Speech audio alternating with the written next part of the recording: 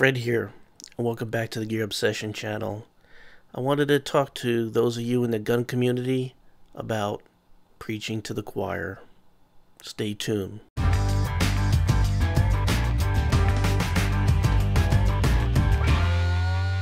There's a lot of preaching to the choir going on here on YouTube in the gun community. Preaching to the choir. It's an interesting saying. Its origin is here in the United States. It refers to the pointlessness of a preacher attempting to convert those who, by their presence in the church, have already demonstrated their faith. Preaching to the choir means that you're trying to make believers out of people who already believe, or convince people who are already convinced. We're convinced. We're the folks who are watching your YouTube videos. This is what I'm going. This is what's going on in the gun community here on YouTube right now, as a result of the horrific shooting in Connecticut. Definitely a tragedy, of course, and I myself would not do a video out of respect for a little while, because it's time for grieving.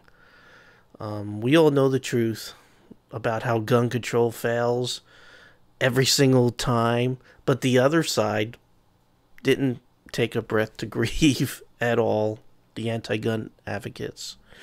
And they also don't care about the facts. You're making all these videos where you're going over all the facts. They don't care. You're really just wasting your breath arguing with people who refuse to deal with reality and are driven by their emotions, not by sound judgment.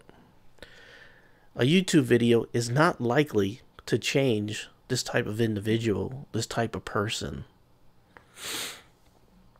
This shooting took place in Connecticut, which already has an assault weapons ban, in a school that's designated as a gun-free zone. So a reinstallment of the assault weapons ban will do nothing to change the environment that existed and exists in that school. We all know this.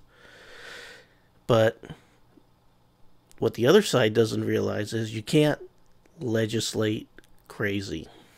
No law will fix crazy people. And the only people who would try are misguided, ignorant, or are seeking to exploit a tragedy to further some sort of agenda. Sometimes I feel the latter is what's going on here. So, what can we do in the gun community besides preaching to the choir? Well, I have a couple of things. But first and foremost, please, we need to band together and keep cool heads.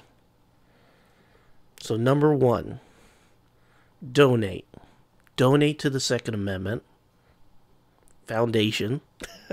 The Second Amendment Foundation. See this? I just became a life member. That's how I react to this.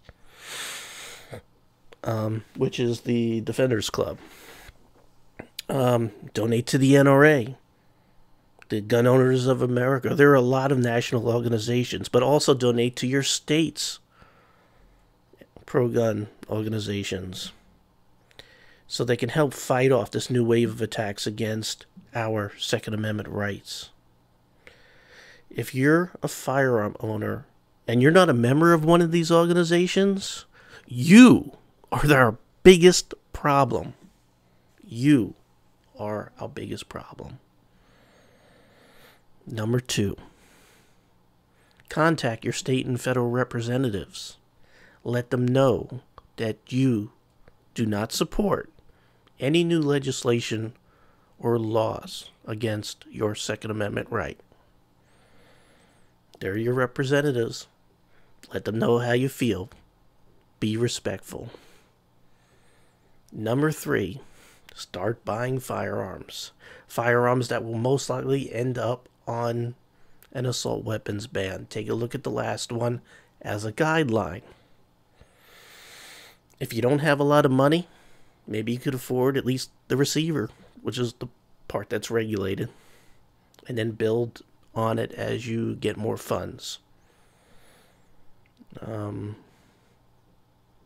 Don't forget to support your small business. If there's a small gun shop, go ahead and buy it there.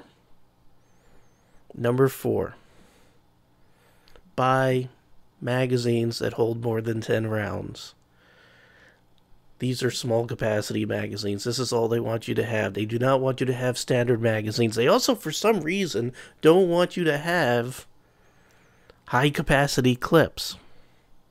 You know, I don't care. Let them, as far as I'm concerned, they can ban high capacity clips because all my guns use magazines. But with all seriousness, you better buy some magazines that can hold more than 10 rounds, just in case. Next, support businesses that support gun organizations like the NRA, Second Amendment Foundation, that donate money whenever you buy products from them. Support those businesses. Number 6, be civil. Do not argue and come off as some crazed gun-toting lunatic. Let the other side be the heartless lunatics who are just taking advantage of a tragedy. Politicians and the media immediately capitalized on this tragedy to exploit them, to exploit those dead children.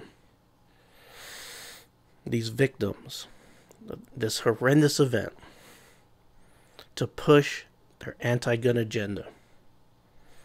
While, and I know a lot of people are pissed off at the NRA, but while the NRA remains silent, they remain silent out of respect for the grieving period. So good on you, NRA. You did something I liked for a change. So, number 7, pray. God bless, and thanks for watching.